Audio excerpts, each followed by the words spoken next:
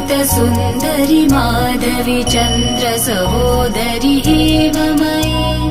मुनिगणमण्डित मोक्षप्रदायनि मञ्जुलभाषिणि वेदनुते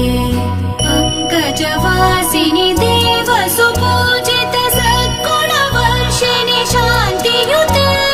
जय जय हे मधुसूदन कामिनि आदिलक्ष्मि जय पालय माम् जय जय हे मधुसूदन कामिनि आदिलक्ष्मि जय पालय माम्